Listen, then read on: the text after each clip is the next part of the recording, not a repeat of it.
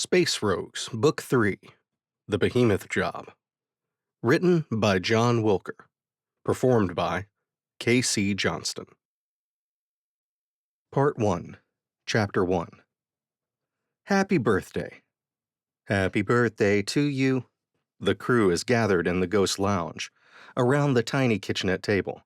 Happy birthday, dear Will. Will waves his hands. Okay, we're good. The song dies down.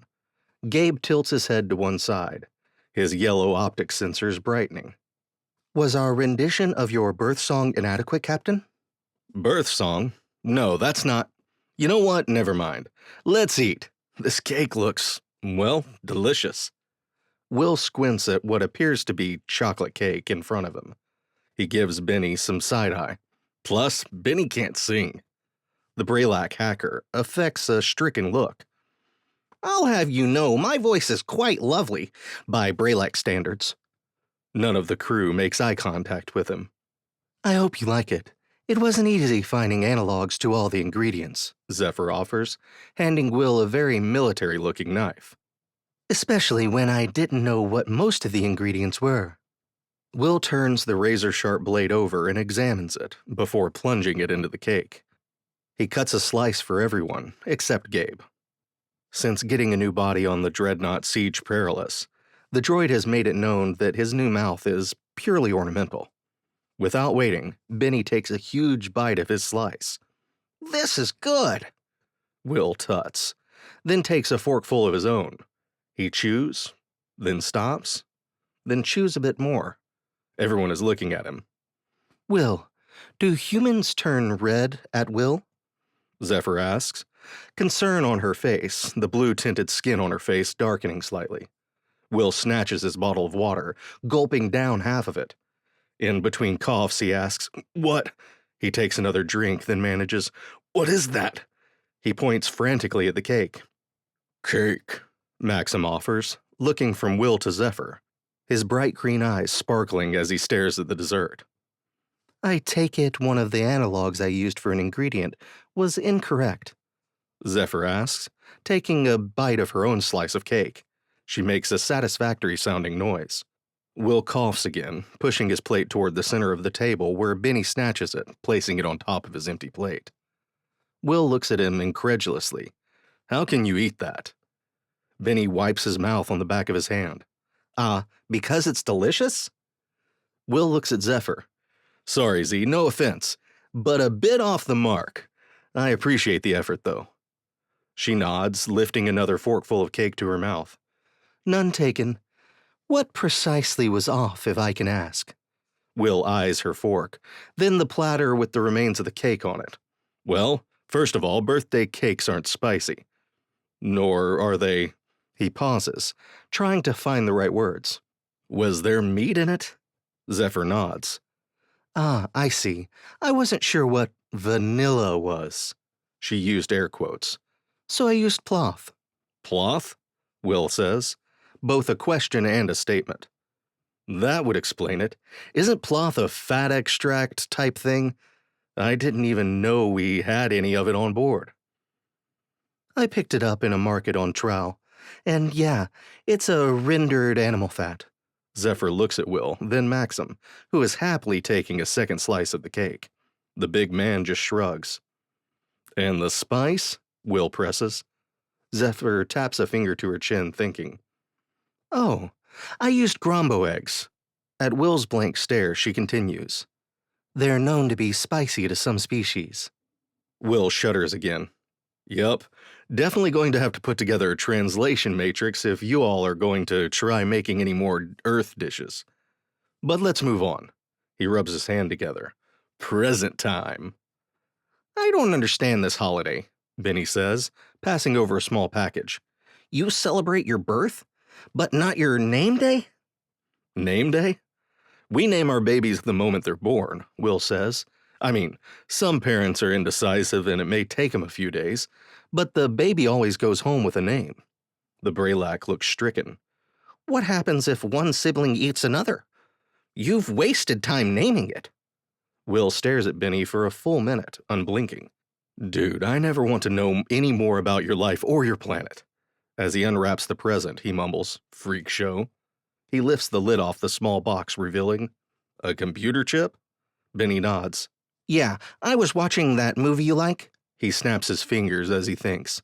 Avengers! Avengers is the one. Anyway, that guy with the fancy armor that talks, he inspired me. I couldn't improve the ship's personality. Everyone nods in agreement. But I checked out the specs on your armor. This will give you a basic AI. Oh, and that fifth Avengers movie was really dark. Will nods. Yeah, it wasn't as good as anyone hoped. He turns the chip over in his hand. Thanks, man. I can't wait to try it. It's not a doll. Maxim leans across the table. Not sure we can top that, but here. He slides a package over to Will, bigger than the one Bennie offered. Will picks it up, shakes it, tilts it side to side. What are you doing? The big Pelorian asks. Trying to guess what's inside, Will grins. That's not a thing people do. Zephyr chuckles. No, they usually just open them. Sounds boring, but okay. Will lifts the top of the box. A doll? He lifts out what looks like an 8-inch blue bear, leaning as if looking into a window. Zephyr takes the bear thing from Will, holding it up. It's Kel. Maxim is also smiling. Will blinks. Is Kel a popular character on Pelor? Maybe a kid's show host or smarmy criminal defense lawyer? He takes the figurine back and turns it over, inspecting it from all angles. Kel is a totem of good fortune, Maxim replies. Pelorian pilots keep him in the cockpit or bridge of their ship. Will looks up.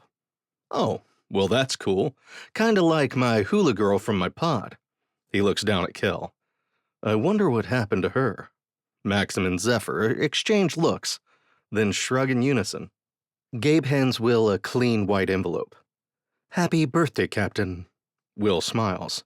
Thanks, buddy. He opens the envelope and removes a single sheet of paper. He stares at it for a bit until Bennie finally can't take it. Well, what is it? If I'm reading this right, it's a free and clear ownership record for Ghost. Well, for the Reaper. He looks up at Gabe, who is smiling, or at least doing something close to it.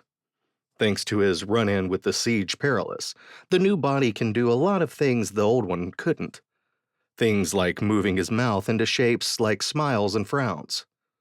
How? Will asks. During our recent trip to Zorflaf for the Farsight Corporation, I was able to use my newfound abilities to access the GC Starship's registration database. You had mentioned that Bennie changed the registration data for you to enable you to hide. I have cleaned the records, since I assume hiding is no longer needed. Will is beaming. Thanks, buddy, I really appreciate that. I hadn't given it much thought, but this, he holds up the paper. Well, it certainly makes doing legitimate business easier. Because we do so much of that, Bennie quips. Just as Will is about to punch Bennie in the shoulder, the computer announces, Incoming priority communication for Ben Ari Volvo. Everyone looks first at one another, then all eyes settle on Bennie. He shrugs, then looks toward the ceiling. Computer, send communication to my pad. Acknowledged, the ship replies. Why does he look up at the ceiling? Maxim asks, as Bennie lifts a pad off the seat next to him. Zephyr shrugs. It's a Will thing. Hey, Will says, leaning over Bennie's shoulder. Who's that? Bennie turns away, blocking Will's view. My mom, Krebnak. Bennie keeps listening to the message, then puts his pad down and calmly gets up. We have to go to Bray. What's up? Will asks, scooting out from the table to follow Bennie, who is already heading to the bridge. The others follow suit. Someone has kidnapped one of my sisters. I didn't think you and your family were close, Maxim says. I didn't think any Braylac were close to their broodmates or parents. Bennie shrugs as he enters the bridge.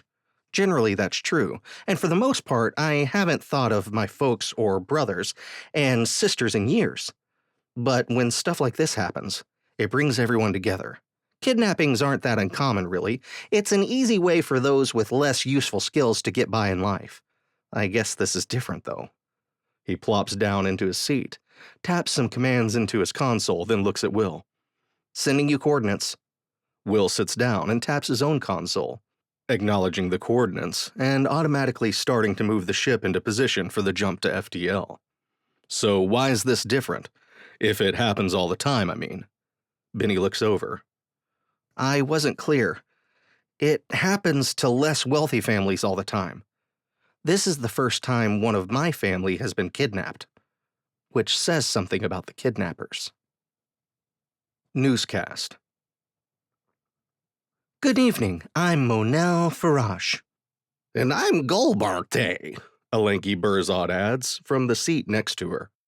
And this is G&O News Time, Monel finishes. The Peacekeepers have announced that they have identified the origin of the mysterious vessel known as the Intruder. They have not been especially forthcoming with details, but they assure us that they have dispatched a fleet to act as an early warning system.